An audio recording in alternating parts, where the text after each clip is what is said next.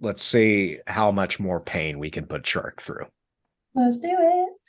I hate this particular kind of guy with everything I am. Oh, just wait. we haven't. The third episode is going to be a real joy. These guys are very deeply in the say what you will about the tenets of National Socialism. At least it's an ethos category. All right, give me a countdown.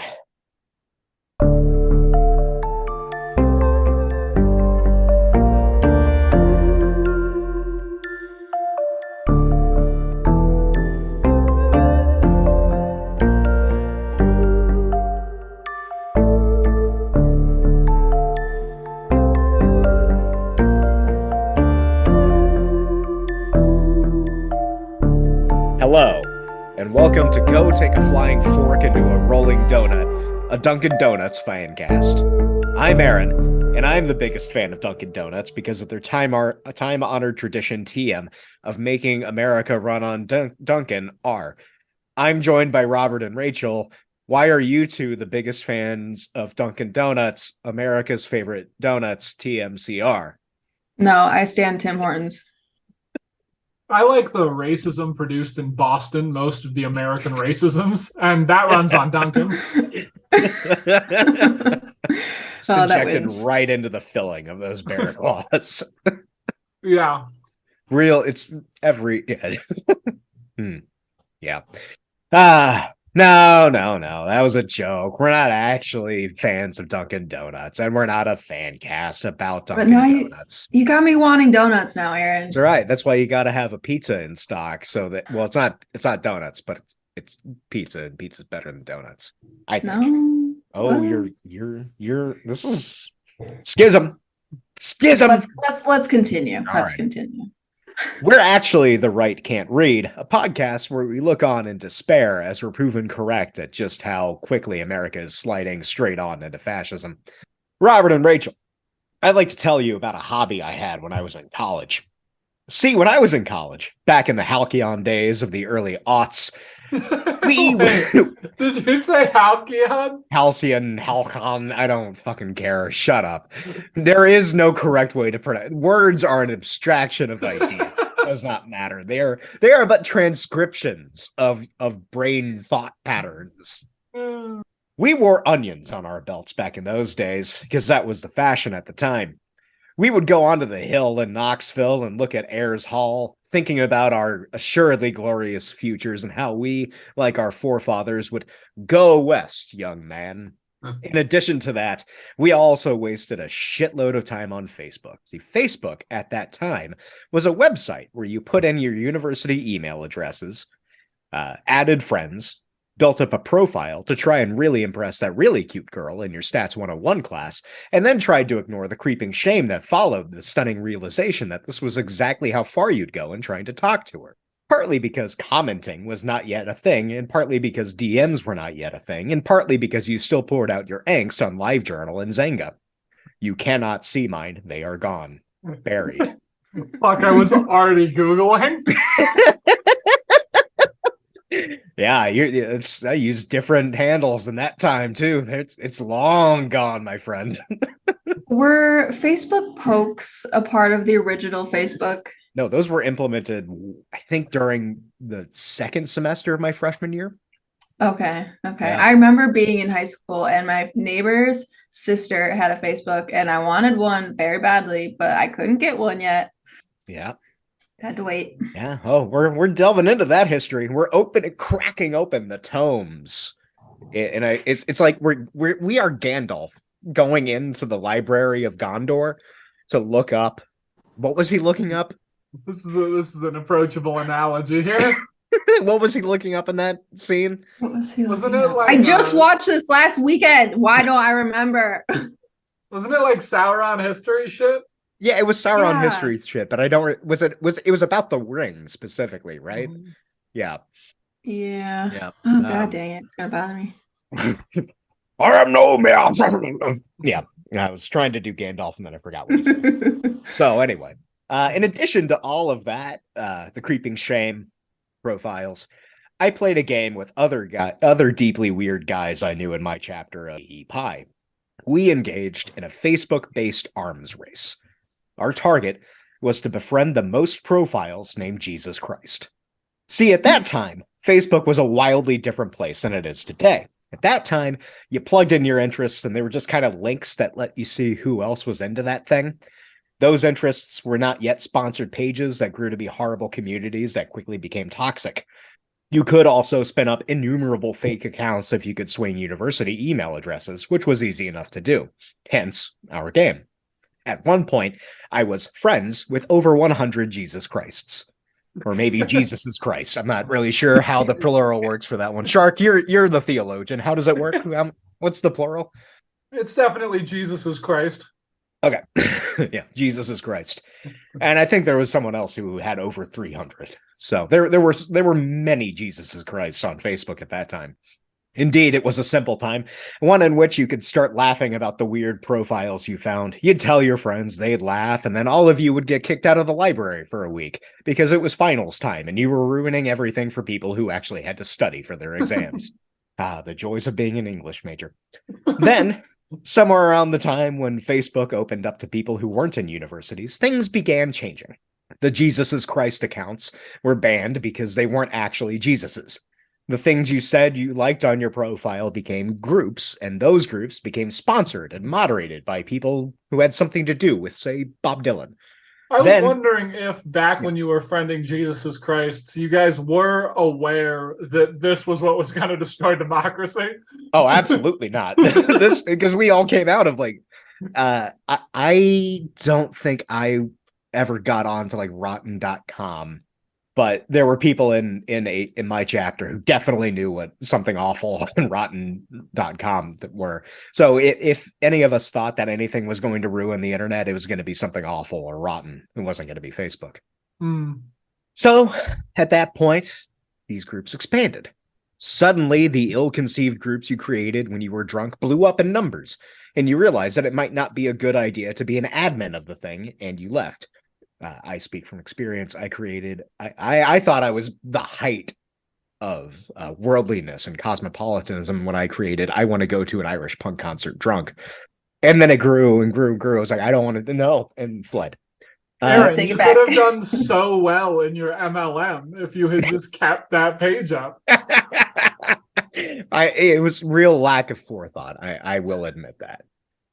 But there was still some fun in the system left before it became what it is today. You could stage coups, for example. If a group happened to be unadmined, you could just snag control of the. A friend of mine and I did that a few times. We posted messages that we had reclaimed the group for the good of the people and had exiled the previous admins to Siberia. Nice. And then things started getting really dark. More ads started popping up. More emoji reacts were released. More of your family members and more of your friends' family members popped up. Comment sections, which had become a thing, but you don't remember when they became a thing, turned into written slap fights. Your DMs are where you barely held back from telling your best friend's uncle to go fuck himself and die. It had or to didn't. use or didn't. or didn't. Yeah. It had to become to use a word that we'll soon be very familiar with, become enshittified. So friends, today I'm going to take you through a journey of how social media, how the very internet is enshittified. This will be a bit different from what we normally do. QAnon will, of course, be mentioned, but our primary focus is about the market forces that enable and amplify that sort of horror. In other words, we're going to be talking about the wonderful ways in which the sewers of the internet are completely, intentionally clogged with shit. Cool. Can't wait. I cannot wait. Eyes are already dead. Just the look of complete defeat on both our faces. You have turned into Morlocks. It's like I don't know what's coming, but I also do know what's coming, and it's just awful. Yeah, you absolutely know what's coming because you know what Facebook is. So, the last time we talked about the internet, we talked about the early days. The days that most of us are familiar with at any rate. I don't think any of us had family members on ARPANET. If you do, let me know. Okay, all right, good. Because otherwise I will have wildly misjudged who I'm talking to. Around the mid-90s, home computers began changing significantly, and probably charging significantly because they're very expensive and they continue to be stupidly expensive.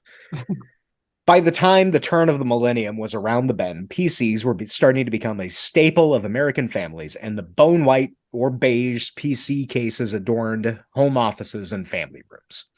It was around this time that I was bashing my head against Math Blaster's simple arithmetic, and I'm sure my parents were certain that I would never become a physics major. It's usually a good sign when you have a lot of difficulty figuring out division. They were like, this is a writer right here. He better be good at writing. That's when my dad gave me a typewriter and just said, go write. And I turned out stupid, like, nonsense stories about dinosaurs. And they were like, all right, I think this is what he's going to do. And you write nonsense stories about dinosaurs to this day. Yeah, exactly. Like, dinosaur dogs specifically. But yeah. Yeah. At this time, the only way you could get online was through a phone line and a dial-up modem. Would either of you like to do an impression of the atonal screeching racket? I missed out on this. Really? Okay. Yeah, wow. No, that's all I got. Okay. Shark, did you miss out on this because Hawaii is a blissful place that did not allow access to such rudimentary technology? No, I just there was a war inside my house between my dad, who's like a very tech person, and my mom, who hates technology. Yeah. And so the line they drew was I was like allowed to commit genocide in Grand Theft Auto, but I wasn't allowed to freely roam the internet. Marriages are built on compromise. Yeah. Yeah, it's I think Rachel and I can do the impressions of the dial-up modems. Never want to do that again. Yeah, it was a time. That screeching atonal racket, all of us, we look fondly back on. It was ubiquitous, as was the rage of many parents to find that they could not make a phone call because their kids were trying to get on a Hey Arnold for hours. Yeah. Hours No at a phone time. Calls in or out. Just desperately waiting for a single image to load. Yeah. Oh my God. I remember that. Oh my God. Like waiting for the page slowly would be like a quarter and then a little bit more. Wow. And then you get kicked off because someone picked up the phone line and started dialing a number. One of my favorite sight gags in any TV show ever is in the TV show New Girl. Someone bursts in on someone watching porn in the late 90s, and it's just a man like feverishly hunched over his desk while like a model is rendered to her collarbones and the rest of because I think it's the funniest thing of all time. That's not familiar at all. No. For some people, the internet was BBS boards, basic HTML and CSS sites, and chat rooms. For others, the internet was portals put up by AOL, CompuServe, and Prodigy in an attempt to put guardrails against the online experience in full. The main thing to know is that this little era that we're going to start with is the dawn of basically Web 2.0. If the first web was the period of time where you could find the addresses of phone numbers of everyone with an internet connection, and you should check out Werner Herzog's documentary, Lo and Behold, Reveries of the Connected World, not just because it's Werner Herzog, but because it provides a lot of cool insight into these sorts of things. Then the second web was more like a mall or a shopping outlet center off the interstate. You didn't have direct access to people, but you could still have access to the things they put up. In my jangly, not quite together metaphor, Web 2.0's first days were like putting up storefronts in that mall.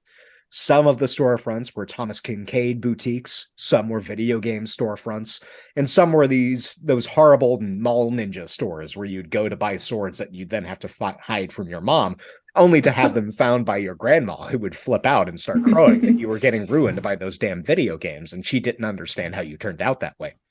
I feel like we're getting a lot of insight into your psyche today. I don't know what you're talking about. Anyway, at this point in time, Web 2.0 was, in my estimation, a threefold thing. First is corporate usage. You have email systems and the infrastructure needed to send large files from point A to point B without fax machines, couriers, or other modes of physical transportation. You had basic websites. Again, these are the shop fronts I'm talking about. These are primarily built on HTML and CSS. GeoCities and networks like that allowed users who didn't know HTML and CSS to treat websites kind of like a Word document and do very limited things. I built a few of these, one of which was a Star Wars fan site. I don't remember specifics about it, but I remember being really excited that you could like make bits of the page highlighted by like flashing barriers. And but you know, it probably had stuff about how cool the Chiss were because their ships were called Clawcraft, which fucking rules. I'm glad to see that you have remained on brand. Nothing. You know how like when you did the thing where you passed around yearbooks so your classmates to sign, people wrote never change on mine, and I took that too seriously. I never changed. Oh, that's awesome. And then the third usage is chat rooms. In a sense, these are the precursors to what social media became. In my experience, chat rooms were hosted by major providers like AOL, Yahoo, and CompuServe. You dial into the web, fire up the chat room thing on whatever internet provider you used, and browse through windows to find something that interests you. Hang out in some enough and you become a regular and make friends.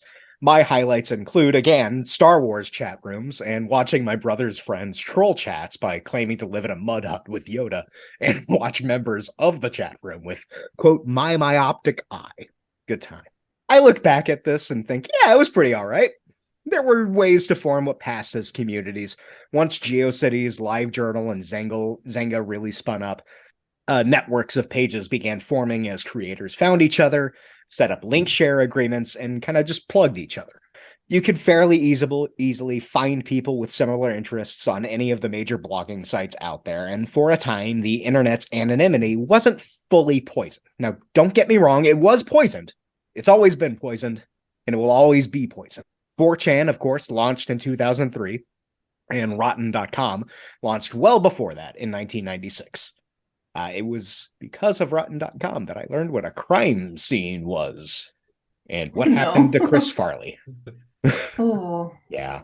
But the nature of how people communicated, finding people with like interests and needing to be intentional with what you did online, it made it harder to find the gnarly bits. Unlike now, where, say, your nephew can watch a Minecraft streamer on Twitch and be exposed to arguments about how really the Nazis weren't that bad of people. Mm-hmm. There are other reasons for this, namely moderation, that made it harder for things to go bad, but we'll get into moderation later. For now, though, I'd like to point you into an article or a piece called "Stop Talking to Each Other and Start Buying: 3 Decades of Survival in the Desert of Social Media." It's a wonderful Substack post by a speculative fiction author named Catherine Valente. Valente details her experience online from prodigy days where she was pen pals with elderly women in the Midwest to today, where Twitter is slowly being obliterated and turned into an unending 4chan by Elon Musk. My favorite thing about Substack is you can always find someone with 5 people who are subscribed saying the smartest thing possible. Yep. It's very similar to the days of like LiveJournal and Zynga. Yeah. Like it's very similar. I don't think they have like bouncy alien icons on Substack though. That's true. They should patch those in. Yeah. But the fact that there are people with like 7 followers on Substack who are saying the smartest things in the world, just being crushed by the weight of Glenn Greenwald is everything. Yeah, it's a real fucking mixed bag, isn't it? Yep. So she talks about her days being pen pals with elderly women, which again, as Rachel said, is super cute. And how that has transitioned to what we have today. We're going to keep going back to that piece throughout our chat today, but I want to introduce it now before things get sour. Her description of the internet as a weird kid simply looking to make connection maps, it maps so wholly onto mine that I legitimately had to stop in a few places as some deep-seated memories started popping up, like a Chiss fan site, for example. The most basic thing, though, is that for a time, the internet was not an intrinsically horrible place. But the key to the internet not being an intrinsically horrible place was that you could do things for free. It's like a park, right? You can go to a park and do a lot of fun stuff with people because it's free. No one's charging you to go to the park, have a picnic, throw a baseball, yell at the goddamn hippies whose drum circle threatens to overtake the entire fucking place. You know, park things. Once the park has an admission cost, though, things change. Fewer people are able to take part in it. There's more incentive for the people charging admission to try and weasel more money out of you. Ads start popping up. Vendors start hawking shit. Then you look around and suddenly realize that you're in Six Flags and wonder what the fuck happened. It's the same thing with the internet.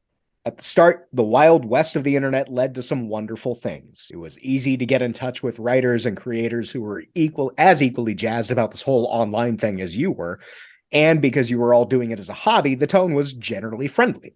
This is why, for a long, long time, George R.R. Martin had a live journal. It was called Not a Blog. And for reasons we'll get to in a little bit, it moved from live journal to his official website, where he still writes, and you can still see him use little bouncy alien heads when he's jazzed about something, and it's great. Nice. Yeah. Then things began to change. The internet began to morph from these weird little nebulae into more established websites with not developers, but founders. I'm sure you can point to others, Dig, Reddit, whatever, but the one that pops into mind the most is obviously Facebook. I talked about it a little bit in the intro into this episode, but Facebook started off as something not dissimilar to other places on the internet. It was restricted to people with university email accounts and pitched as a way to find your classmates and see what they were into. At that time, the functionality and design were limited.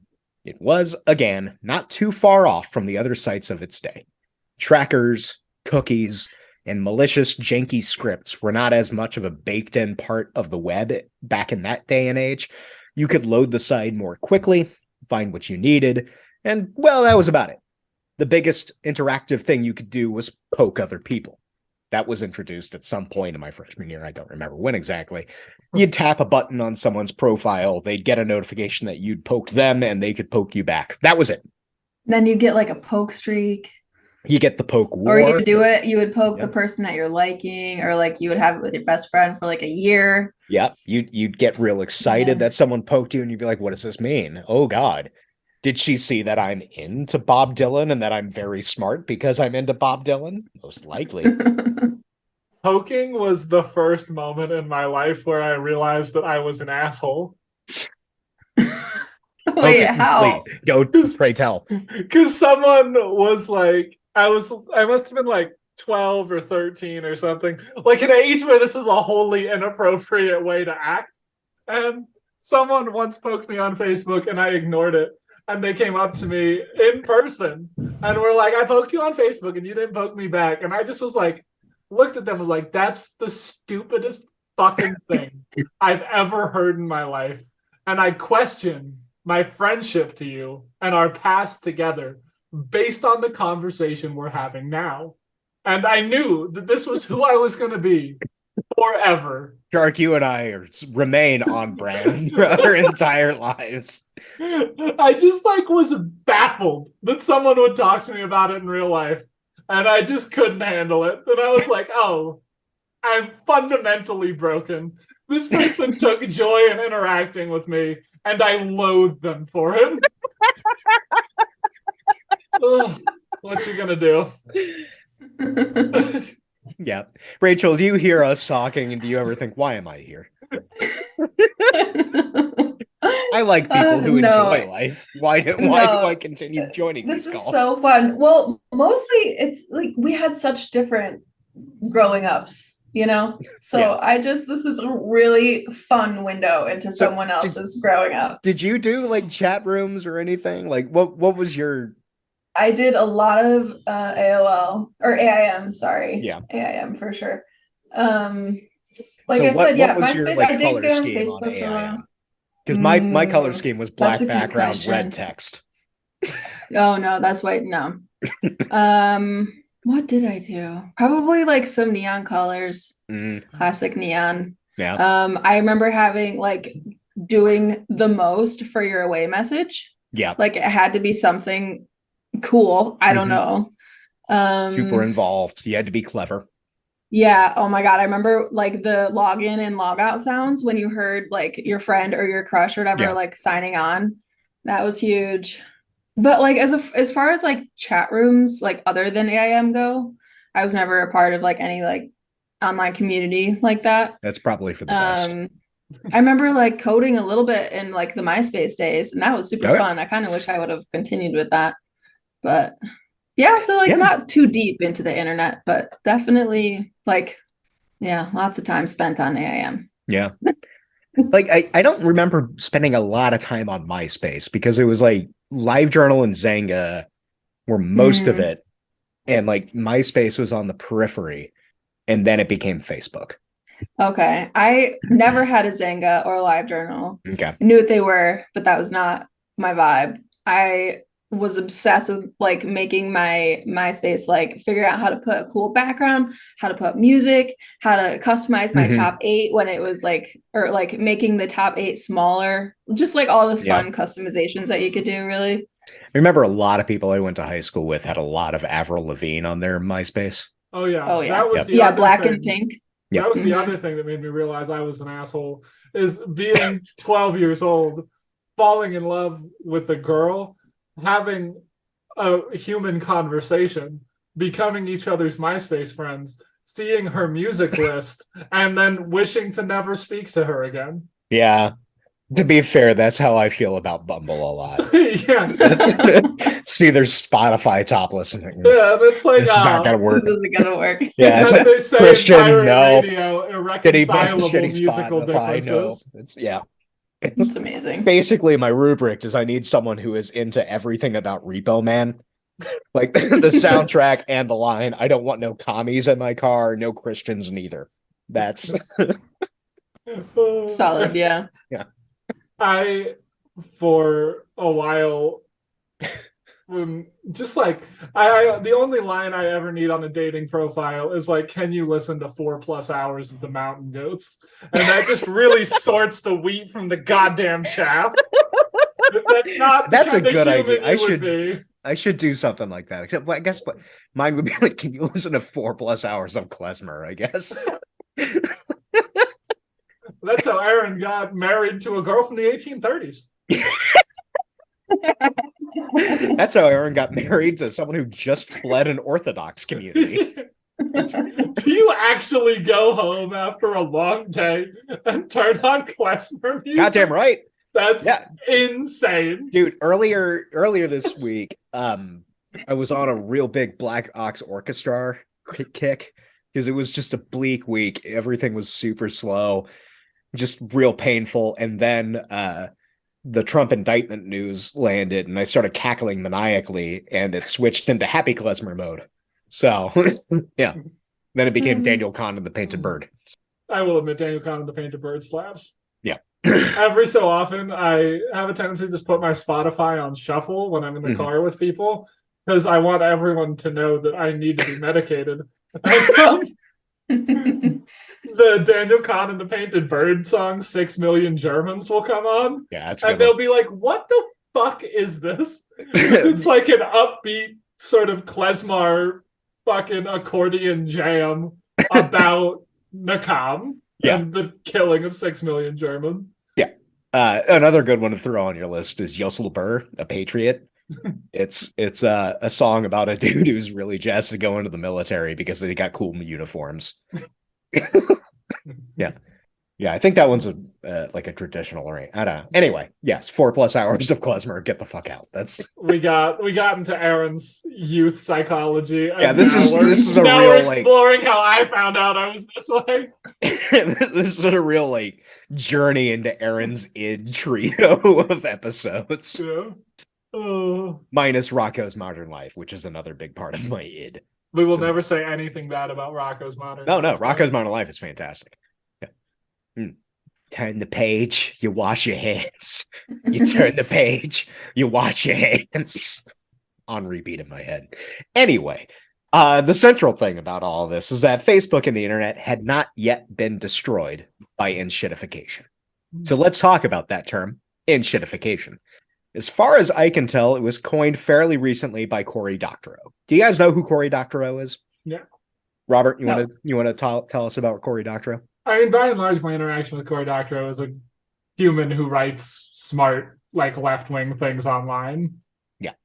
Yeah, he does a lot of fiction. Don't know if he does more, but yeah, I mean his novels are pretty okay. It's not my favorite, but yeah, he's got a newsletter that's worth subscribing to. I mean, this says a lot. Yeah. I mean, okay. Yeah, I think like there's a lot that ties into kind of our past job, Rachel, that is I find it interesting. So he outlines the process. Oh yeah, and we also talked about him a little bit last episode. He's done a lot of writing and policy work for the EFF, the Electronic Frontier Foundation. So he outlines the process of enshittification like so. Quoting, "Here is how platforms die. First, they are good to their users. Then they abuse their users to make things better for their business customers. Finally, they abuse those business customers to claw back all the value for themselves, and then they die." If you're wondering what's happening with the Bird app. Exactly. As he goes in and tries to shut down every piece of infrastructure and then say, why is this breaking so much? It's just been my favorite over the past couple days now that he got rid of the verification mark. Like everyone is like, I'm not paying for that shit. Yeah. I'm like, yes. Yeah, this is how you're gonna get Eli Lilly fake accounts tweeting about like whatever it was that wound up with their stock tanking. Yeah. It is deranged. If someone on the internet thinks they're a visionary, run. Just cold boot your computer. Turn that shit off. Anyone who is very excited about technology, you should run from. Yeah. Yeah. Yep. We talked about it a little bit last episode, but the game Cyberpunk has a cool mechanic where like if your character gets cyberware, like bits of technology that you plug in lieu of like, body, then you lose humanity points. And if you go below a certain threshold, you go into cyber psychosis. And the only way you can regain humanity is through extensive therapy within the game. It's really cool. Sounds about right. Yeah. You ever wondered if it was an accessible role-playing game? I was gonna say, oh, it's not that bad, but I've also been playing these games for several years at this point. So. You and your DM do extensive therapy. Yeah. So we've seen this process of enshittification time and time again in everything technical. Hell, nearly everything that is a consumer good. For the purposes of our discussion, we are going to treat Facebook as a signifier for enshittification on the internet. Though an equally solid argument could be made for just about any major website out there. In so many ways, Facebook is a microcosm or macrocosm because of the obscene reach of the site of the internet. Like many websites of its time, it started off as a simple thing, at least from the user's perspective. As we're all aware of by now, Zuckerberg had always intended on this thing being a predatory cash cow. Go read the innumerable write-ups out there that are about the evolution of Facebook and Zuckerberg as a eldritch horror. That's not what we're doing here. We're not talking about his becoming a lich. Yeah. From the user's perspective, Facebook was a simple website where you plugged in what you liked and what you didn't like, and it let you make connections kind of around campus. You could, by having a page, connect with people you knew in other colleges, once support for those colleges was added. Then, slowly, new features were added that complicated matters, that turned it from a place to just fart around and look at other pages into something that's been termed a walled garden. Do you two know what a walled garden is? A place that is self-contained. There you go. Nailed it. So I kind of I actually wrote it down this time, and I define it this way. A walled garden is a segmented off space, whether it's an app, website, forum, what have you, that disempowers and discourages the interoperability of the web. In other words, when you're in a walled garden, everything you do happens there, and for all intents and purposes, the rest of the web does not exist. For me as a kid, AOL was a walled garden. Facebook's feature creep got us there sooner than we realized what was happening. Basically, Facebook started implementing all of the features of the web just within their own domain. Within a few years, you didn't really need to go off of Facebook to get news, to shop, to make connections, to plan events, and to play games. I've had a lot of friends over my life who had entire relationship arcs that were sparked, managed, and then ended on Facebook. Yeah, that is an insane piece of, like, I don't know. There's something about it that feels like cishet Midwestern in a way that I like can't quantify. I mean, that nails it really well. Honestly, I get the same feeling with that particular thing that I do looking at a bowl of Jell-O salad. It's just like a vague confusion about what happens in the middle of the country. Or like a gender reveal party. Oh yeah, that winds up burning down half a state. Yeah. Yes. Yeah. Yeah. I don't recall ever getting invitations to gender reveal parties, but I know that they were a thing within, especially the evangelical portions of my friend groups. Oh my God. Yeah.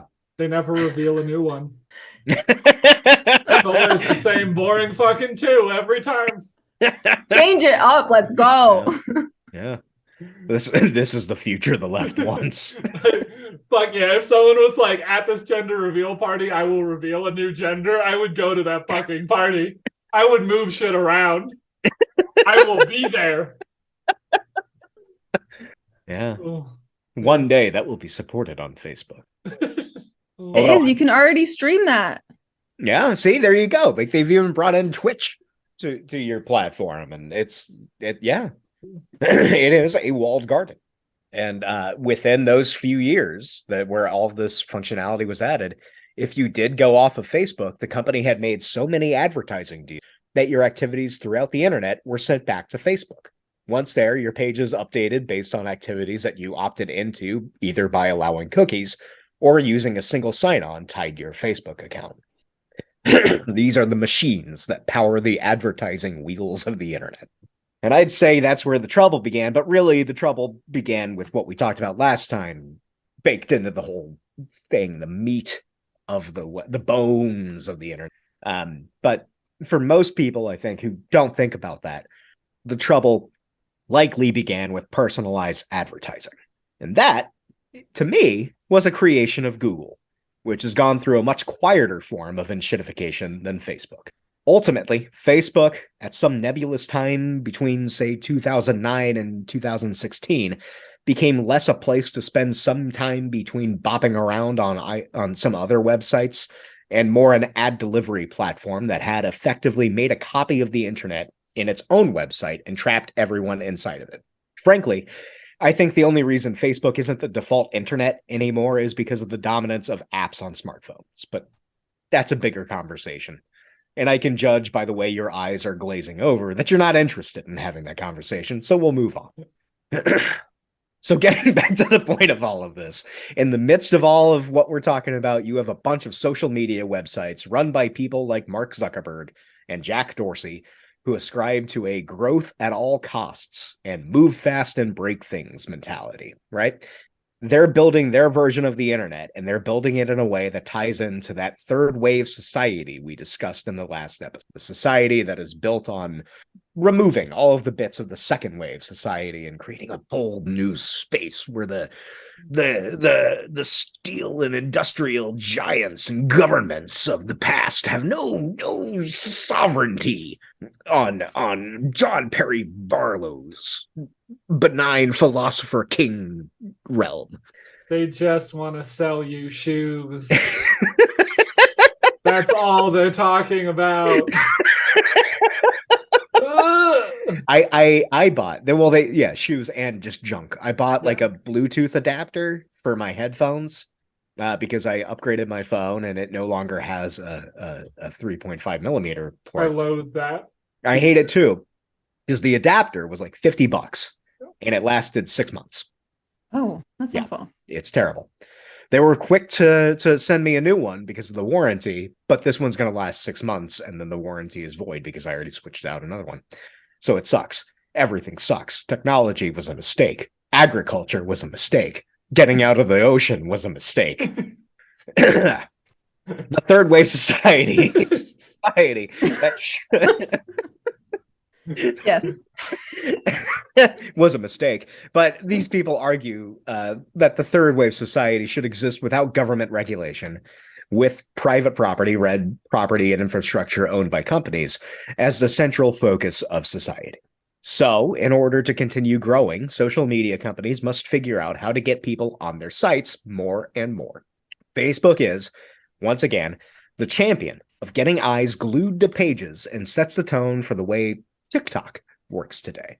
They develop an algorithm that utilizes their new functions, reactions based on emojis, to determine how your social media feed works. And again, this has been covered in multiple other sources, some of which are going to be linked in the show notes under the misinformation header, and I invite you to go read them all, because this is the way everything is. This is why YouTube is structured the way that it is. It's the way TikTok's algorithm knows what you want, all this shit. At the crux of it, though, is a simple thing. Facebook figures that certain emotions draw more reactions and engagement than others, chiefly anger and sadness. So they boost anger and sadness in their algorithm.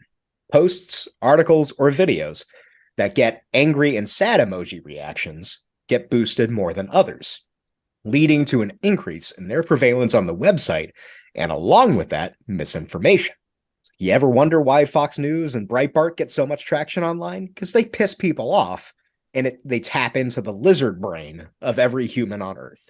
Did you say that it was intentional that they did that, or no? It's intentional in the way that they were trying to figure out how to keep people engaged. And they saw that like people and that kind of spend more content. time and comment on things that get more angry and sad things. Okay. So when they're building out like how to build the social media feed based on like reactions and comments and everything, all of those emojis get different weights attached to it, right? So they just put in, I don't know, like 2x angry face, and then that gets twice as much weight as the smile face or whatever. Okay, so it was intentional that they did that. Yeah. Like the weighting. Yeah, the weighting is definitely intentional. You can argue, and a lot of people debate about whether or not they knew what they were doing. With a lot of leaks that have come out about the way Facebook has managed itself, it is clear that engineers and like when they had them, moderation teams knew that this was going to be a bad thing, but they were ignored or fired. Yeah. So it's a real joy, a real delight. So people see like Fox posts not Fox News posts, not pictures of foxes. They see these news articles on Facebook. Although they follow a Twitter account that just posts a fox every day. Yeah, the Phoenix I do Fox follow is an Instagram account that they rescue, or no, not rescue. What's the word? Like rehabilitate foxes. Cool. And so they're just like living in their house, and there was a little one and a little bit of a bigger one, and they were having a standoff, like Lion King style. They're pretty funny. They're really cute, but the sound is wild. It is wild. Fucking wild. I know what you mean by rehabilitate foxes, and it's the right word. I just also like to imagine it as like foxes who've become a menace to society Yes. and like need someone to help them. G.G. Allen as a fox. Yeah. Oh, God. So the anger and sadness spreads like a virus. Sadly, we're not talking about fox rehabilitation. Ultimately, this virus is carried over in one way or another to every social media platform. Social media companies have different algorithms, but the commonality is that anger drives engagement, and social media needs engagement. But we might ask, why is this so important? Why is engagement so important? Why is advertising so important? Do you care to guess? Is it a capitalism? It's a very yeah. Go on. Rachel is doing the make it rain thing.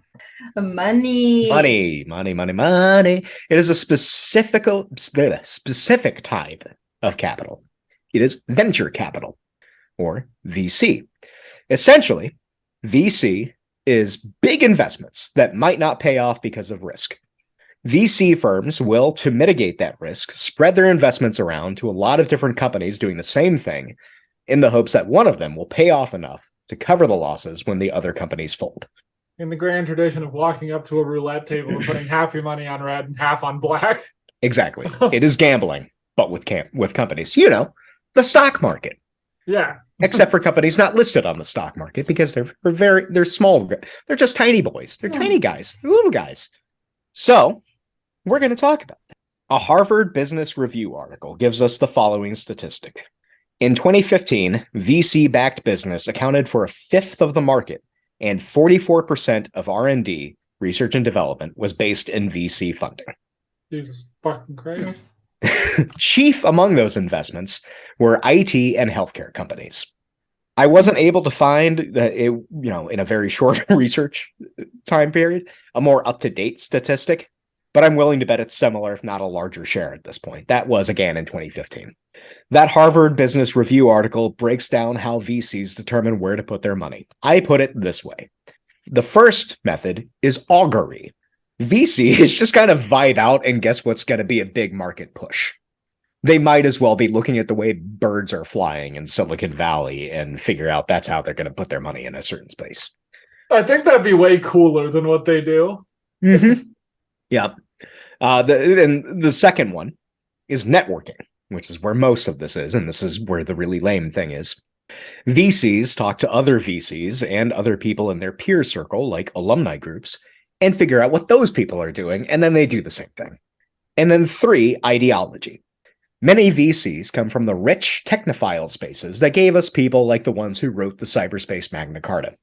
If they're not outright objectivists, they're people like Peter Thiel, right libertarians who value the market over all else, and write articles with titles like Competition is for Losers, which you can find in the Wall Street Journal written by Peter Thiel, which I thought was a joke until I saw the byline. This leads them to be on the lookout for company founders who talk like them and act like them. In other words, they mostly turn to people who say what they want to hear. This is, potentially, why every startup out there wants to change the world with their, phone quiet time app. If they don't, fucking morons were like, I'm going to change the world by inventing banks, but online. And now everybody listens to them for some reason because they invented banks, but online. Yep. I'm going to invent phones, but online. Mm-hmm. I'm going to change the world by making a slightly more efficient communications infrastructure for B2B communication facilities that enable better freedom.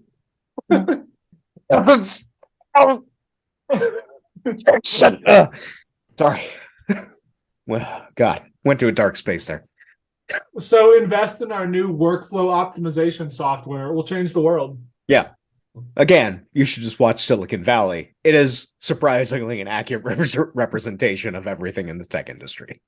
So if they don't 100% believe that change the world line, then they're saying it so they can get VC funding. What comes through this whole how VCs make decisions article is, well, they don't use numbers. It's like that scene in Moneyball, a movie I'm sure both of you have seen. Oh, I fucking love Moneyball. Ah, hey, yeah, Moneyball's a great movie. Another thing that made me realize I was an asshole was that all my friends watched sports to watch sports. Yeah. And I talked to them about sports. They all assumed I watched sports. I just read the statistics. Yeah, you are a baseball fan. You just don't know it. I'm just a numbers guy. No, I don't like baseball. I don't like football. I don't like basketball. I just like the numbers. The numbers go up. WAR is the best statistic. I just like numbers. I just want to read about wins above replacement. I don't want to watch the sports. I just want to be impressed by the numbers. You know that Mike Trout, aka Fishman, is the best pitcher, one of the best pitchers around because of the numbers. Yeah, exactly. Yeah, bested only by Ohtani, who struck him out to end the World Baseball Classic. They both play on the same team. It's great. Yeah. So there's a scene in Moneyball where Billy Dean is played by Brad Pitt, and he was the manager for the A's. and he's in this room with a bunch of baseball scouts talking about who to sign for the next season. And the scouts are using terms like he's got a pretty wife to explain why they want to sign a player rather than like using metrics. Mm-hmm. So counter to what the first VC article I wrote, I quoted states, VCs surveyed by the Harvard Business Review are very open that they are placing enormous bets on startups that they hope will make them a lot of money all at once instead of a more reasonable amount of money, but spread throughout multiple companies. In other words, they expect many of their bets to fail, but hope that some succeed wildly. You go into a casino and you spread out your bets in the hope that 99 pops up on the table, whatever. Mm-hmm. And if some startups fail but have tech that VCs think will work, they put in some clauses in some term sheets, basically contracts, that allow VC firms to take control of companies if that company fails under the current leaders. I don't know how prevalent that is. It's something interesting. So I think it's super funny that these guys make these gambles. Yeah. When the three biggest moneymakers in like tech history possibly is banks but online, which no one thought was going to make any money. Yeah. A bookstore. Yeah. And a guy who made a site to crush women's self-esteem. And those were the three things that are like what was that one? Mark Zuckerberg and Facebook. Yeah. It started off as Face Smash. And it was like, why? No one would have bet on any of these three things. You fucking idiots. It's, again, Silicon Valley with Big Head's thing of nip alert. That alerts you if a woman has erect nipples in your zip code. Oh my God. Horrible ideas that people still place bets on because you never know what's going to work because you're relying on augury. Yeah. So why do founders go this route of like finding VC funding? Well, for one, it's very expensive to start up a tech company or any company. For another, if you get VC funding, other companies might take notice. Other companies might think that you have something in what you're doing, and those other companies might decide to just buy you out and take control of your tech, implement it in their stuff, and then hurl you to the side. For reference, look at Facebook and Google's approach to buying up competition, slapping their brand on it, and beginning the eventual and inevitable process of monetization and enshittification. See also, again, HBO's series Silicon Valley and their version of Google, Hulu. In our world, Google buys YouTube, brings it into Google. Facebook buys Instagram, brings it into Facebook, creates Meta. Excuse me. Then they go on to buy WhatsApp, a communication tool used by an untold amount of people to do everything. In other words, all of the startups out there are trying to convince VCs that they can be the next Amazon or whatever, leading to language from everything from Meta to that box you have to subscribe to in order to put your phone out of sight and out of mind. And all of them are saying that they're going to change the world in the hopes of landing a VC. What all of this means is that you no longer live in a world that makes sense. Economics is a mere suggestion. There are no rational actors, and anyone who says differently is selling something. Yep. And that, my friends, is why Facebook has been fucking over users and the internet as a whole for a couple of decades now. User information makes money. The more efficiently they make money, the more they can convince investors to give them more money. The more other companies see them do this, the more they implement similar processes and procedures. This is also why everything is a subscription model. If you can guarantee user buy-in, that means you have more revenue, which is good for getting VC attention and thus more funding and potential buyouts or big initial public offering. I hate subscriptions so much. Yeah. So much. Yeah. I don't need to pay like $60, $70 a year for Microsoft. I don't use it. Like every do it. single LibreOffice. LibreOffice. I mean, That's great. it's too late. I think I have my subscription until like next October. But after that, Yeah. I quite literally am paying Zoom $15 so we can do this right now. See? We all fall prey to it one way or another. The word I love that was coined for this particular methodology is techno-feudalism. Yeah. It's the idea that you like are renting your digital serfdom from a Yes. lord. Same thing with like any kind of like unlimited storage, you know, Yeah. like or like storage on your phone. Like I will continue to pay you. I don't like it, Yeah. you know, like I wish I didn't have to keep my pictures, but like Yeah. I feel. It's all there's a term for it. I forget what it is exactly, but it's basically the idea of like being locked into a service and the cost of getting out of that service. Yeah. And it's like once the goal for a lot of the stuff is to make it too costly in the view of people, or like too inconvenient to get out of the service. Well, there's So a they lot don't of switch. stuff going around with like gym memberships. Like they Yeah. make it so hard for you to cancel. Like I think I don't know specifics, but I think that there has been a lawsuit or multiple against these types of companies like having these policies, because you should be able to just go in and cancel your membership. You don't have to go jump through hoops to do something, you know? Yeah, it just drives me nuts. I remember the first of many times that I canceled my World of Warcraft subscription. They they started like real early on, I think almost immediately, doing this really cheap, very stupid thing where like after you put in all of your cancellation stuff, they direct like you then click next, and the next screen was like a sad peon that basically was like, no, don't go. And they've like tried to give you another like thing. But yeah, Like here's a discount. You can Yeah. stay. Are you sure? Yeah. Fuck that. Yeah. Like I like back to like just for the gym thing, like Taylor, my partner, has been paying for a gym membership in Michigan. We do not live in Michigan. Oh my God. It charges her like $1, maybe $1. I think it's a little bit less a month.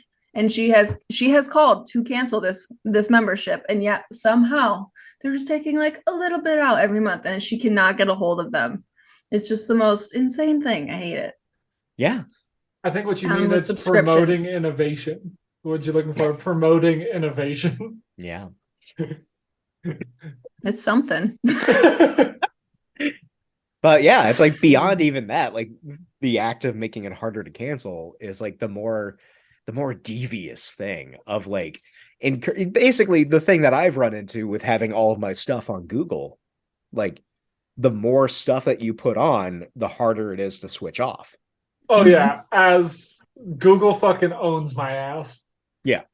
Shit, I use Google Fi for my phone, and it's a good service. So I'm not like, that's like the only product that Google has really nailed, surprisingly. And I think it's because they don't really do any of the infrastructure. I think they just kind of like piggyback off of other networks. But still, it's like, And that's why people don't switch from Apple, Yeah. because all their shit's Oh, yeah, no, interoperable. Apple is- They don't have to worry yeah. about changing, like transferring anything over. Like Yeah. that, I get it. one of the things that I love about Apple is if you have ever been in the standards world and Apple joins a standards organization, this is supposition and is not a claim that is legally actionable by Apple, is they may or may not contribute anything and just kind of siphon off ideas. Other people have said this. I have not said this. I am merely reporting what other people have said. Allegedly, they just introduce a bunch of chaos into organizations. Minecraft, they do these things. We are very clever people on this podcast. But yeah, this is the glory of the modern world. They've figured out that really software as a service is the best way to make yourself profitable quick. Because like what you were saying earlier, Shark, the 3 times that these companies have made a lot of money, they really haven't made a lot of money. Amazon was not turning a profit for a very long time. VCs hinge on valuation, which is, again, augury. And I We think have seen by the flights of birds that one day they will be worth this much money. And that's one of the things that's not talked about enough about like the global economy, is that Amazon doesn't turn a profit. Facebook doesn't turn a profit. None of these companies turn a profit. They leverage their market share as an idea of future profits, and then they take out loans based on that amount to expand the service. And they will hit a point where their kraken-like tentacles can no longer wrap all the way around the boat, and then the world economy fucking collapses overnight. We are going to talk about the profit margins of Facebook in a little bit, because since they are a publicly traded company, you can find their quarterly reports. Yeah. And it's amazing. Lovely. Like, so now they're turning a profit, but for a long time they were not. But, and it's on a hairstring whether or not they will turn a profit next quarter. And they're using that to leverage themselves further. Any profit is just a way to leverage. It's it's like taking out a mortgage on your house and being like, look, I own a $400,000 home. And then taking out a mortgage on that mortgage. It's fucking insane. And it's like, if you pay attention to the timing of mass layoffs in the tech industry, a lot of it happens always at the same time of year. It's so that they can report on their balance sheets that they are spending less on people. So they will fire a bunch of people right before the financial year ends, report a profit, and then hire a bunch of other people like at the start of the next fiscal year or the next quarter or whatever. It's counting magic, necromancy. So we've been talking a lot about economics, which is bullshit. And again, anyone who says that economics depends on rational actors because people are rational actors is selling something, mostly their services or their resumes. Economists are put on Earth to make astrologers look good. One of my favorite things. I have a lot of friends who are women who are out at bars often talking about astrology. And every so often some condescending dude will be like, you're a fucking moron. And I'll be like, how much do you have invested right now? And he'll be like, he'll tell me about his stocks, and I'll be like, they might believe that like Mars affects your mood, but you believe in the stock market. Yeah. See, my stance on the stock market is it's a gamble, and I know it's a gamble. Yeah. And the gamble is specifically that there will be a stock market in 40 years. Yeah. That's the gamble. Well, I mean, we have to believe in that because we're not going to have pensions. We don't have Social Security. We don't have anything else. I was talking to a friend, and we were talking about the recent riots in France because of the pension changes. And he sent a screenshot of an article. It was like, because they're writing over a 2-year increase in the age of pensions. And I was like, you have to. Yeah. If you give time. Yeah. If you give these fuckers an inch, they're going to turn it into a stock. They're going to turn it into a 401k. Yeah. 100%. Yeah. So again, we've been talking about necromancy. Yeah. But what about the social impact of all of this? Well, one simple factor is that part of the reason the entire internet is nothing but videos now is because Facebook, in their attempt to get more attention and engagement, convinced everyone that people wanted to see more videos. Specifically, they pushed fake metrics that indicated that users were engaging more with videos than articles, announced that to their advertisers, and the internet changed. A Guardian article puts it this way. As advertising budgets shunted towards video to tap the apparent Facebook viewership goldmine, publishers' editorial budgets followed. Publications such as Mike, Vice, Mashable, and many others laid off writers and editors and cut back on text stories to focus on producing short, snappy videos for people to watch and their Facebook feeds. And the foundation of that pitch was bullshit. Facebook lied about the metrics. Sorry, Rachel, go ahead. No, I'm sorry. This is why I don't read books anymore. So thank you. No, yeah, I was talking to a former coworker a while ago, and like we were talking about how much we distrust TikTok and everything, and she was saying like her husband said like he doesn't have attention spans for anything over a minute anymore because he's just gone so far down this like YouTube shorts hole and TikTok thing, and it's like, Jesus, no wonder everyone has ADHD now. Mm-hmm. Oh my God. I think. Do you know what dancing plagues are? Yeah. Yeah. So like, go ahead. During the late Middle Ages, there was a thing that happened a few times. It was totally inexplicable, where people would just start dancing, and anyone who showed up would join them, and not like normal dancing. They would dance until they wore through the bottoms of their feet and were dancing on their bones. and they would dance till their hearts exploded. They would dance until they just collapsed from exhaustion, and no one knows why it happened. And every time I think about like the way we utilize information to fuck people's attention span, I think about dancing plagues. Because like I know I am a fucking video game addict. I know that I will ruin everything I love and play fucking 14 hours of a game where I make beavers build houses. Like, how is that game? I thought about picking That sounds nice. it's really great, and I Okay. don't want to do it anymore.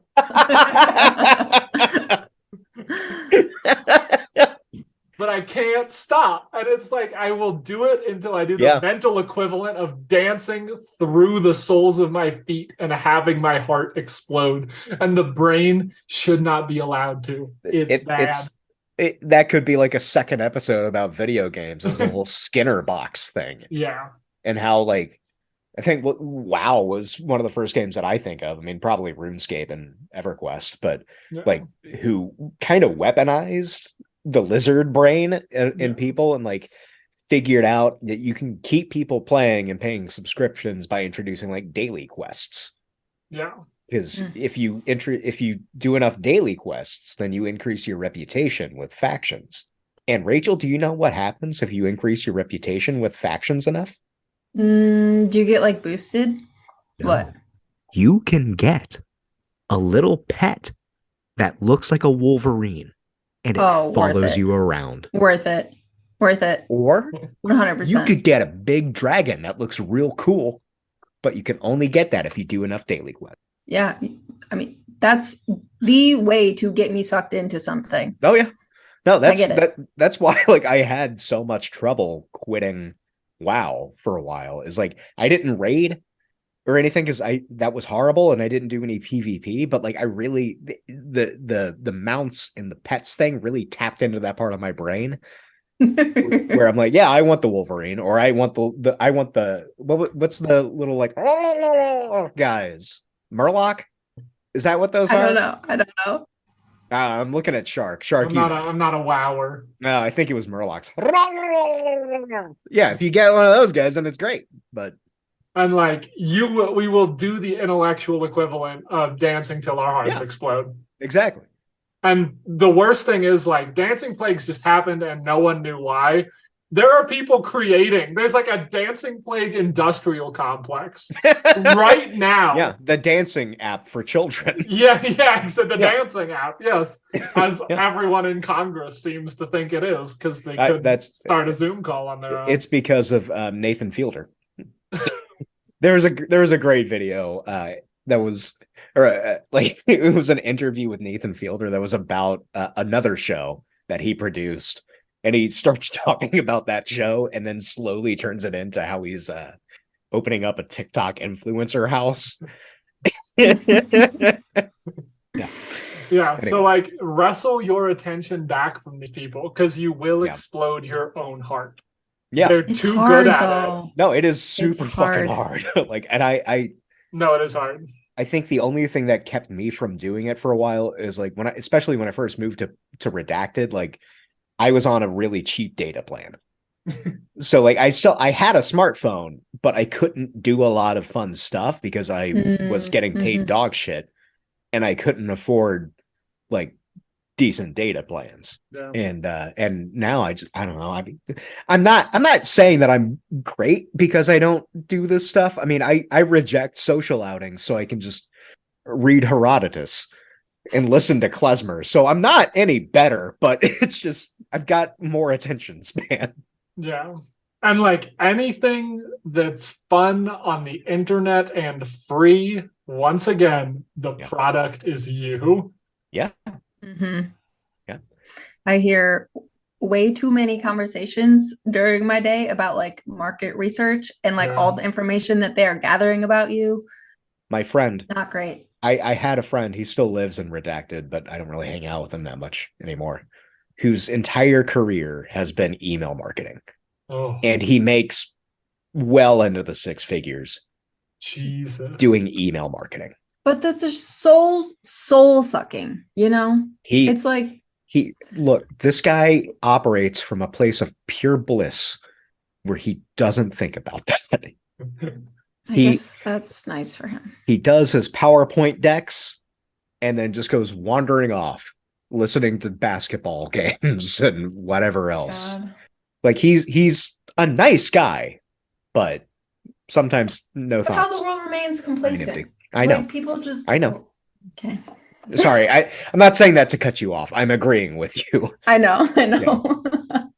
Now, there's another reason that all of this is good for business, aside from more advertising money. It's a lot harder to sell people on moderating videos than it is articles or online forum engagement. Or, put another way, it's easier to moderate text than it is video. From a cyber libertarian perspective, if you have a high engagement, high reaction video that's false, but is better suited to advertising money, you'll want to have that on your site rather than something that's more dialed in to the truth, but with lower engagement, i.e., Glenn Greenwald and then Catherine Valente with not 7, but 7 followers on Substack. Yeah. I refer to this as the Johnny Harris effect. Do you know Johnny Harris?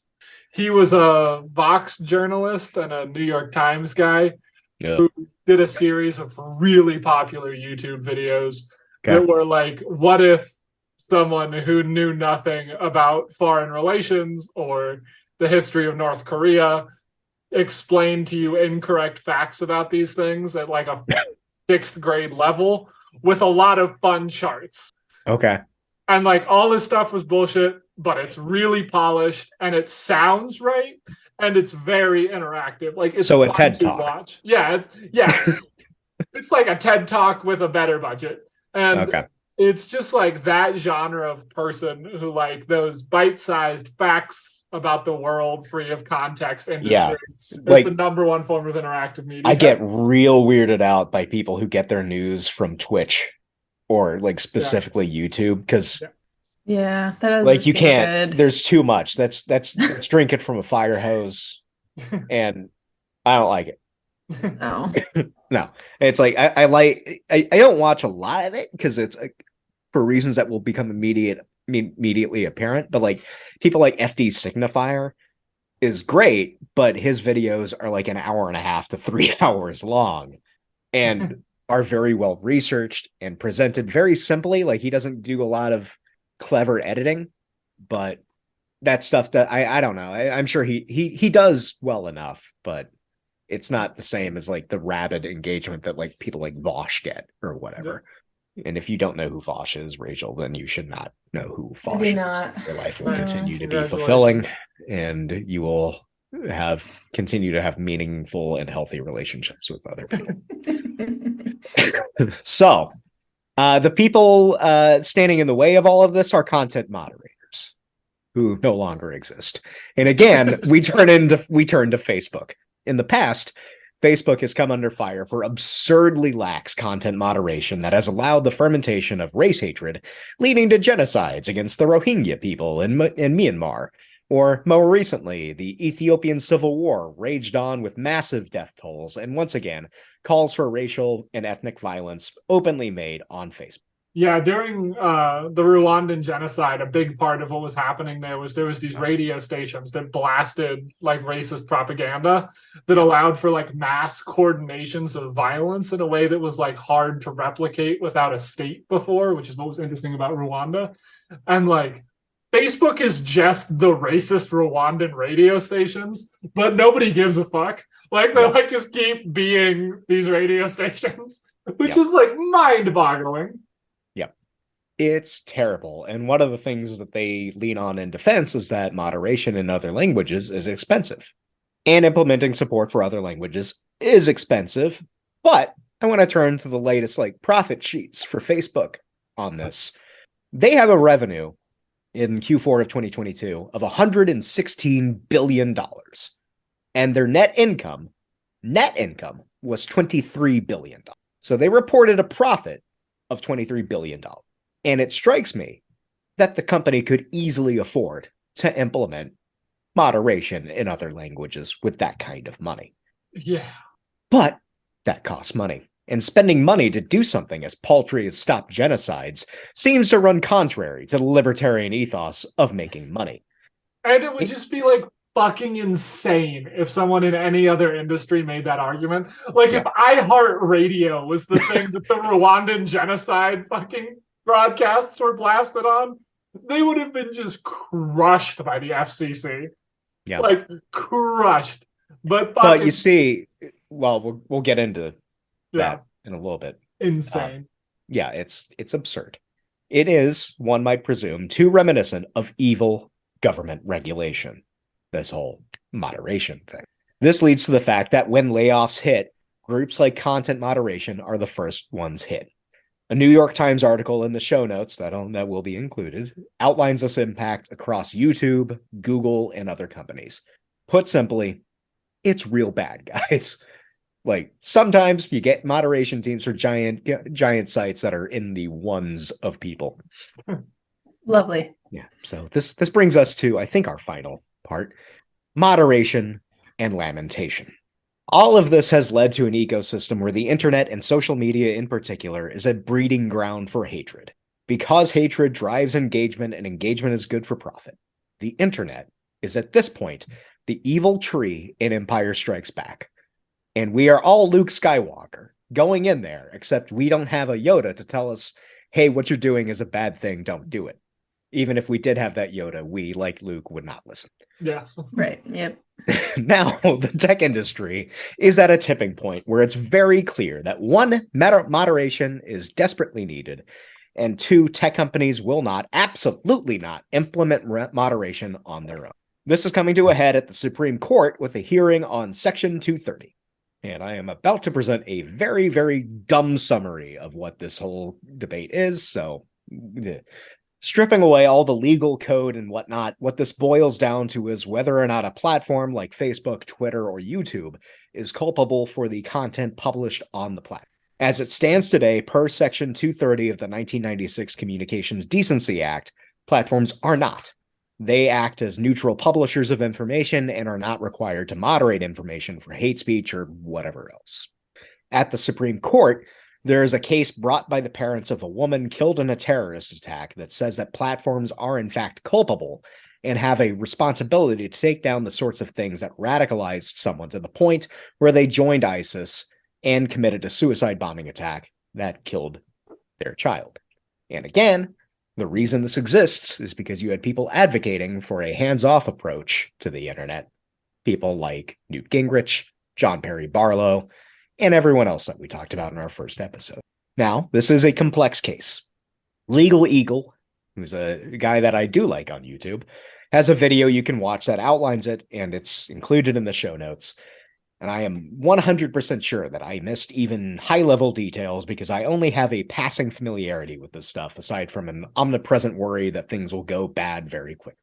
The main concern that I personally have on this is that if it comes down to federal regulations to designate hate speech, your friendly neighborhood anarchists, ranging from food not bombs to, like, I don't know, the people who go around spraying 161 on fucking everything in redacted for some unknown reason, are going to be placed square in the crosshairs of the feds and tech companies even more than they already are. I don't know. What do you think? You agree? Rachel, how about you? Yeah, no, I agree. It's only a matter of time. Guarantee you that if the Supreme Court rules on this to say that they have a responsibility to limit speech, there's going to be fucking lawsuits out the ass for any left-wing person who throws a rock at a Nazi, and the dude who opens fire at a gay bar is going to walk free, and the tech company's going to be fine. Like, absolutely. Do we know when this is going to be heard? I think the hearing started last week or a couple weeks ago at the time of this recording. Okay. Was the TikTok hearing a part of that whole thing? No, that's separate. That was separate. Yeah, that was a congressional thing about the severity of it being it, and it is baked in as a surveillance app, but they're not alone. So. It was the federal government wondering if TikTok could do to you what Facebook had already done to you. Yeah. Yeah.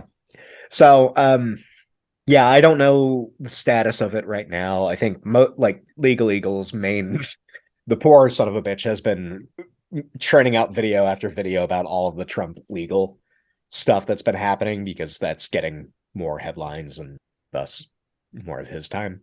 So I don't know. And Cory Doctorow's thing has not been about Section 230 either, so it might still be on the Supreme Court docket. I don't know. Okay. So regardless of the outcome of the case at the Supreme Court, it should be apparent to anyone who's been on the internet that the people who run the internet, typically people who fall on the cyber libertarian side of things, are opposed to moderation. You don't even have to think about legal requirements or ideology. All you have to do is look at social media's track record when it comes to this stuff. Facebook has enabled genocides. Twitter was essentially Kiwi Farm's playground for years and is rapidly becoming worse. 4chan exists. 8kun was even worse. Once you're familiar with all of that, you can then think a little more critically.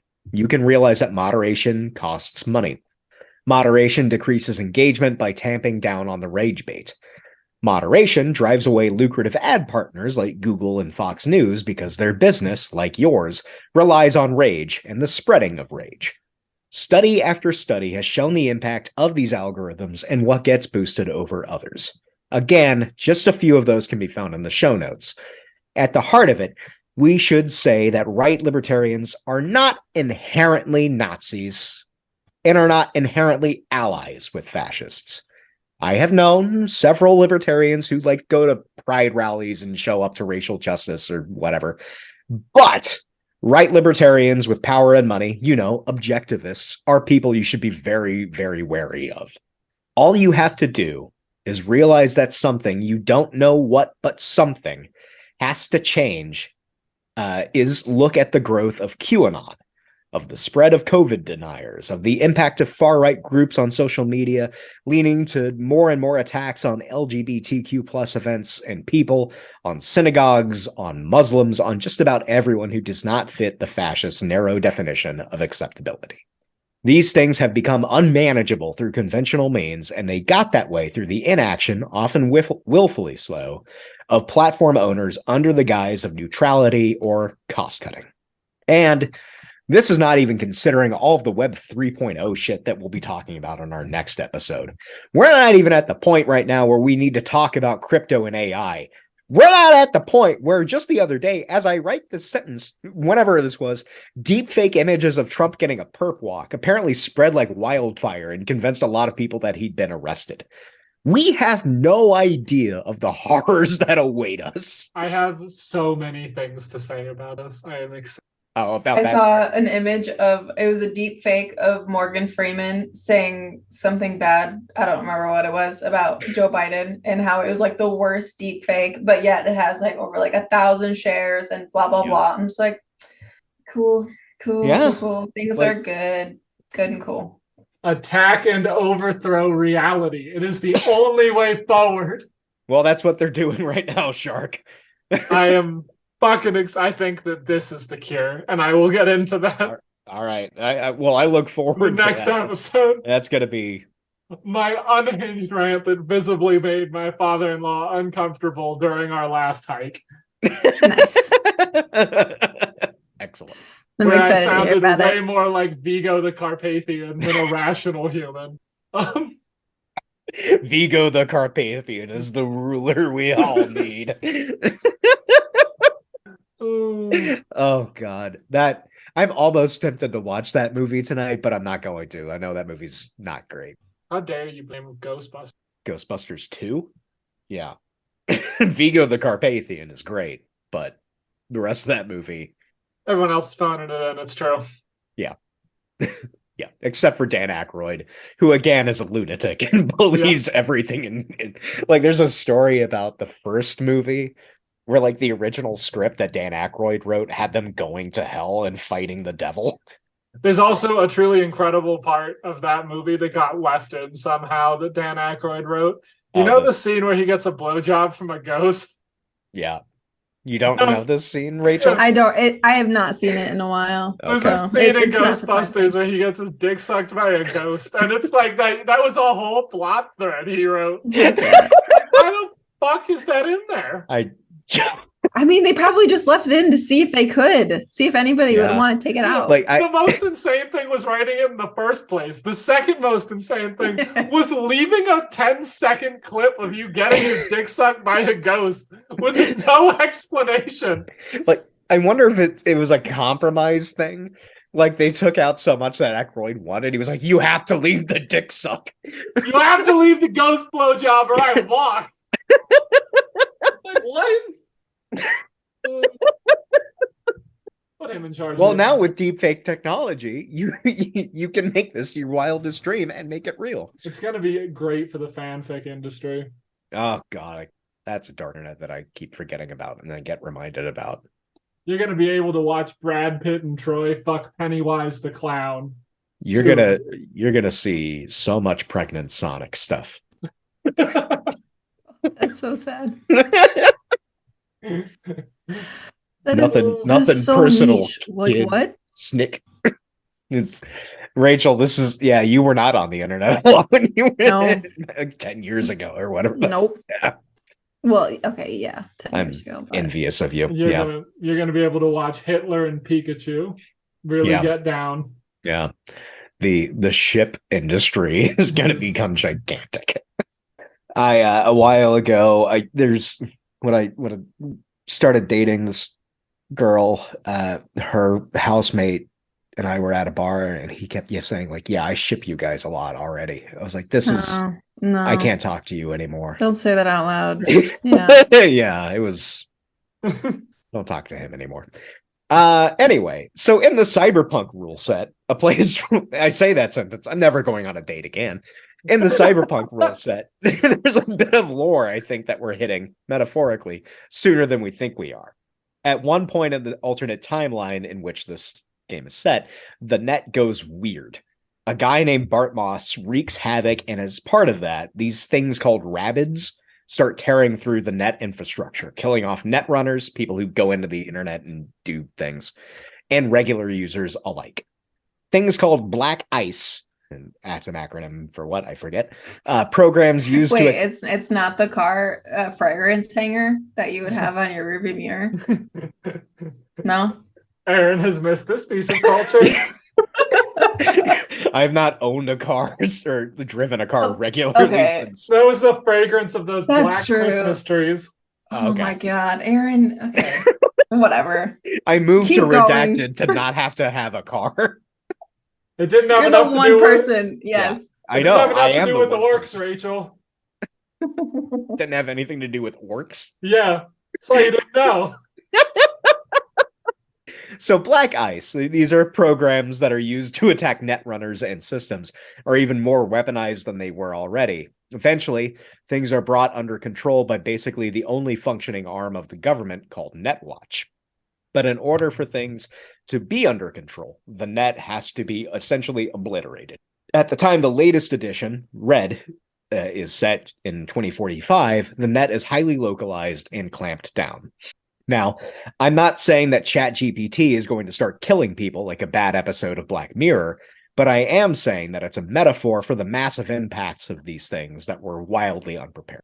Anyone who is not deeply worried that these things are at the beck and call of a bunch of startups in an industry that has shown zero responsibility for its actions, well, that's next episode. It's a metaphor. Trust me. To ground us back to the human perspective and not the cyberpunk red perspective, I want us to think back to a source I mentioned. Those perspectives are slowly getting asymptotically closer. Yeah, it's terrifying. I hate it. It's bad. Real bad. So I want us to go back to the source I mentioned earlier, the stop talking to each other and start buying things thing. It's a passionate take on one person's experiences on social media. It outlines the evolution of the internet through the lens of Prodigy, LiveJournal, and Twitter, and how each platform outlined Cory Doctorow's enshittification arc to a T. Valente describes where a lot of our social media outlets are by saying the following, and she's outlining the arc. Get rid of moderation. Moderation keeps out users who will spend money to be mean. Ooh, right-wing press, lots of dollars onto screens. Sell user data to anyone who wants it. Crack down on marginalized communities because your advertisers or investors don't like them. Get VC capital. do an IPO, splinter formerly free services and start charging for it. Sell the people you brought together on purpose to a large corporation, a trash billionaire, or despotic government entity who hates that site's community, hates that the site's community use those connective tools to do a revolution. Elsewhere, Valente talks about LiveJournal. Now, I was a prolific LiveJournal. Again, you will not be able to find my LiveJournal, nor will you be able to find my Zanga. I loved the site. Love a challenge. Yeah, I will be shocked if you find it. It was simple. It had weird bouncing alien heads you could use to illustrate what kind of a mood you were in. I used angry a lot. And again, it connected you to other weirdos in an anonymous way. What I didn't know was that it was a place where Russian dissidents convened to organize movements against Putin. That is, until it was bought by a Russian company. The servers were then moved to Russia and slowly turned into a brick that was wildly hostile to even American users. And that, my friends, is enshittification.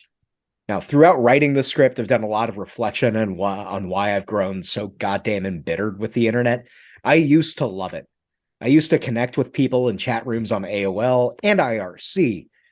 I developed crushes on people I would absolutely in no way ever meet in real life, but that was okay because it fed into my weird Cyrano de Bergerac fixation. But somewhere along the line, that changed. Shark's just like, this is so on brand. Everything he's saying. This makes perfect sense. Were you really a maladjusted, semi-talented writer in your life if you weren't at some point obsessed with Cyrano de Bergerac? Yeah, I don't think so. Like, that is just that's what everyone wants to believe, that like my writing is so good that someone will fuck me. Yeah, exactly. And then you realize that you have to develop a personality, and it's a sad day. Exactly. It's a real bummer, shock. man. It's a shock that many of us never recover from. No. But somewhere along the line, all of that changed. Before I knew it, I'm sitting here telling coworkers that they need to delete their socials because it's just going to rot their goddamn brains. Yep. And ultimately, that change happened pretty quick. Probably around 2011 to 2016, Web 2.0 became extremely monetized. And with that monetization, everything changed for the worse.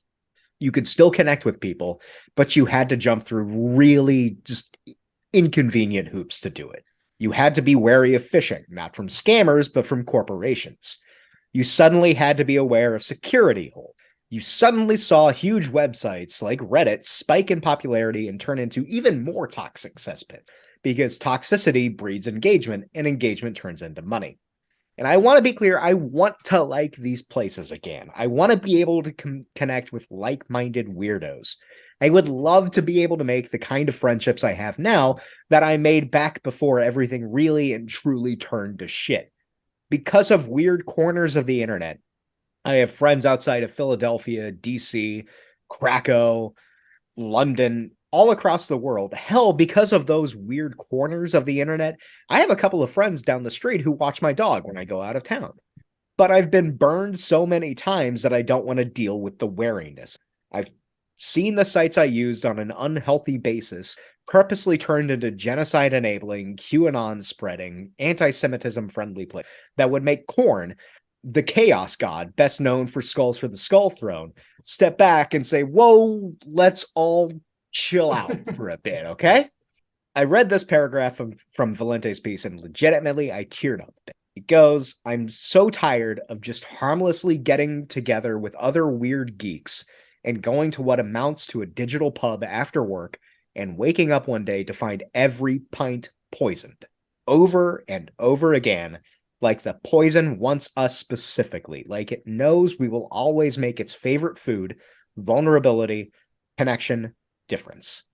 I'm so tired of lunch photos and fanfic and stupid jokes and keeping in touch with family across time zones and making friends and started cottage industries and pursuing hobbies and meeting soulmates and expressing thoughts and creating identities and loving TV shows and reading books and getting to know a few of your heroes and raising kids and making bookshelves and knitting and painting and fixing sinks and first dates and homemade jam and yes, figuring out what Buffy characters we are.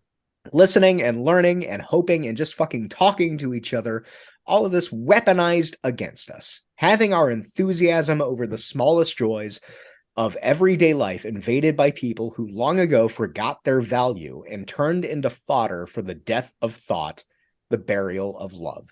Shit sucks. Wow. Yeah. It does suck. It's a good quote. Yeah. Again, it's a really good piece. Really good piece. So, where do we go from here? Fuck if I know. Dr. O and the EFF published a piece that proposes a federated interoperability-focused internet, which is a techie way to say you post a thing, it goes to an RSS link, people plug that RSS link into their social media feed, no matter where it comes from, and voila. It's basically the data pool in the Cyberpunk Red rulebook. And is that realistic? Will it work?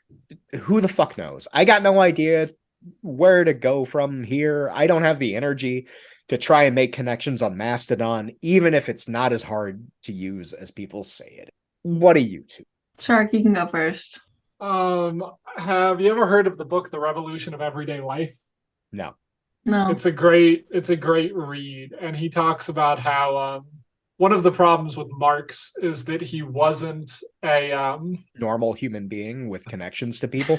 Yes, in a sense, he says that Marx wasn't an artist, and he understood the alienation of work, but he doesn't understand that what that does to a psyche, being commodified, turning into a product, and everything around you turning into a product, just strips you of everything.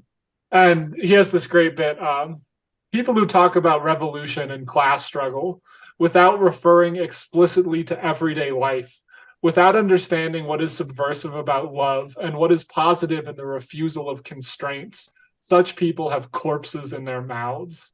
Yeah. And I think that just nails it. It's that the subversive nature of love is commodified. The refusal of constraints is commodified. Identity itself, existence itself becomes commodified. And that leaves us all with fucking corpses in our mouth. There's nowhere to go from there. And we just become dead inside. Yep. One of the things I really like about one of the essays from Book Gym that I wrote is kind of along the same lines, where he advocates just your approach to organizing or revolutionary politics or something has to come from a completely different perspective from the thing that you are fighting against. Yeah. Otherwise, you're just going to wind up creating that system again. Yeah. And he talks about why left-wing movements don't get traction is they forget the human aspect, and they couch so much of their discourse in answering these predatory systems in their own language versus a human language. Yeah. And I think that that misses the fact that the point of the system is to strip you of that humanity. Yeah. Yeah. You can't be human if all you're doing is consuming content. Yeah. And the fact that people both jokingly and not jokingly refer to their stuff as content. Yeah. Even jokingly, I find disturbing. It is. I don't like that.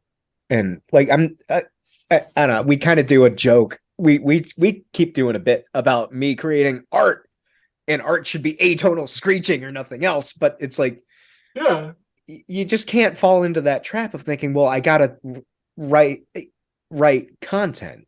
And one of the things that bums me out about the writing industry is how much of a market thing it is. And the crass market sense of you have to write something with an audience in mind in terms of a market segment. It's just a fucking bummer. Yeah, it's fucking insane. I mean, I have been job searching for a while, and a lot of Lord the have open mercy jobs, on your soul. yeah, it is like the worst time I could have chosen to be unemployed, but you know, it's okay. But what I've been learning is that like there are so many marketing roles open and like SEO marketing, paid search marketing, like social media, like everything. And I'm like, I cannot fathom spending my day trying to market a product or a service to people that I don't believe in. And I'm like, I do not understand how people make their careers in marketing because you know that there are people that do not believe in what they are promoting. Yeah. You know, like even just so I just I mean, people have talents in every facet of like our society, sure, but I can't fathom doing marketing. Oh, That's my hot take. Yeah. one of the reasons I like Star Trek so much is like the peaks that you get into life on Earth in the Federation, like that. I don't know about Picard. Picard, I'm gathered is like a much more bleak view of everything, which is a bummer. But like it's a world that's post scarcity and post money. So there's no money. You just have the freedom to based on like you're going to have a place to live. Your base needs will be paid, seen to one way or another, and you can just do whatever you feel like you can do. And it's like Deep Space Nine, which is again the best Star Trek fight mate. The captain, Cisco, like his dad is he's got, I think it's a Creole restaurant in San Francisco. And it's just like, that's really cool. Like, he's an old dude and he just makes his restaurant, and like you can go in there for a meal. You don't have to pay money for it. And it's like, yeah, I'm not concerned that I'm not going to be able to pay rent. And it's like, that should be the goal. Yeah. Of a society is like, I just want to, I don't know, I like having people over for gumbo and I would like to do that. Yeah.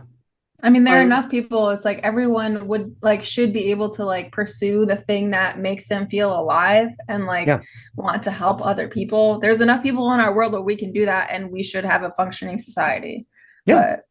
But I think that I think that if you want to look at like a incredibly prescient view of what the world would become, there's no one better to study than the Nazis.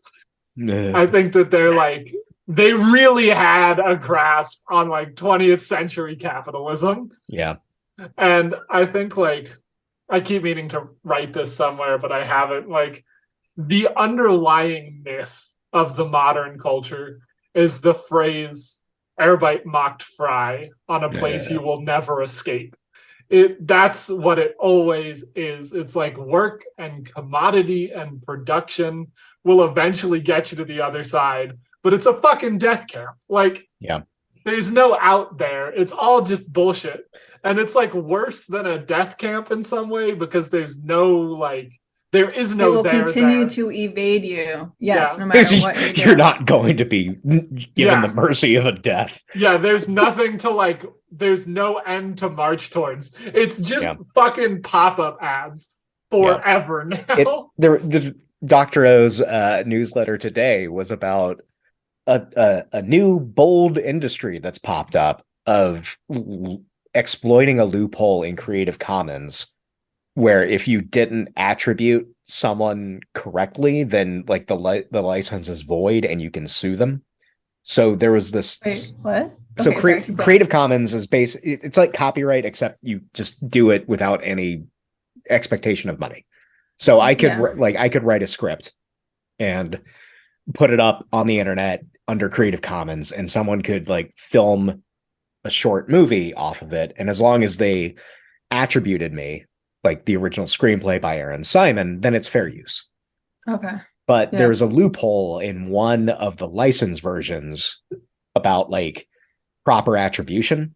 So like if you didn't attribute it in the exact correct way, so if you messed up and didn't link to the original source or whatever, then the attribution was null and void and it was just copyright. So there's a cottage industry that popped up on Flickr, which is a file sharing or a photo sharing website. Yeah, I remember Flickr. Yeah, that basically like made money by scaring people into paying them off because they didn't attribute their stuff correctly. So this company would threaten these massive lawsuits against them. So they did that to Cory Doctorow, But Doctorow is one of the guys who helped create Creative Commons and has a lot of reach, and it backfired because now Flickr is like shutting those down. So yeah, it's just everything gets commodified and becomes predatory, and nothing is safe because you have a special breed of person who is going to take the idea that you shouldn't have to work 40 hours a week to make a living, but turn that into a hellscape. Yeah.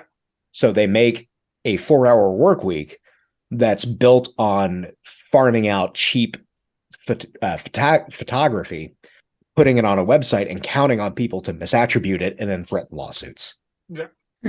Or what, I don't know if it's still a thing, but like there was a cycle of people hiring copywriters on the absurd cheap to churn out books and put them on Amazon. And the way that they determine what the book should be focused on was search engine optimization.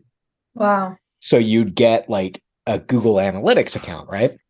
Yeah. And you'd say, all right, AI is trending right now. So I'm going to like put out a contract for a copywriter in, I don't know, India to write a book for a couple grand. And I'm going to sell it on Amazon and it's going to make X amount of money. I'm not doing any work. So you're just like facilitating it happening, right? Yep. You are, and this turned into a thing where like social media influencers were saying this is the way to hack your way to a better life. And like they pitched it as being a publishing house, but it's just not. Just like outsourcing the work that it's still being done. Yeah, and the person writing it gets no rights to it. All of the rights stay within your LLC because that's part of the contract, and it's all done in the name of hustle culture. Love it. This is very absolutely fucking love it. Gets very deeply into my crazy person pitch about why Chat GPT will save the world. And that is our next episode. So what are your final thoughts? I don't know if I have any coherent thoughts. It's just like the internet was a really fucking weird place for a long time. It was a good place. And like what Shark was saying earlier, it's like I find ways to avoid sitting down at the computer. You know what I mean? Like I actively am like, I do not want to stare at a screen for longer than I have to. Yeah. And that makes me a little bit sad because I used to play Sims 4 for hours. I used to like love being on the computer. And it's just, I feel like everything about the internet has slowly just, I can't do it anymore. And that's why I also don't have an attention span. So. Well, that's why I think like things like what we're doing now is cool and people should do it more. Like, honest to God, get on the internet to write bad poetry with people that no one's ever going to read. Record a podcast with your friends that you don't give a shit if anyone ever listens to. Like, do these actions that aren't consumerist in a space that's been so commodified. It's like a revolution in and of itself. I probably shouldn't tell you about the very lucrative Patreon that I've been running for our. Oh, well, fuck it. We're doing this 9 to 5 then. Yeah, no, it's like don't make your whole life a content creation device. Yeah. Fuck it. It's so stupid. It's a sad way to live. Chat GPT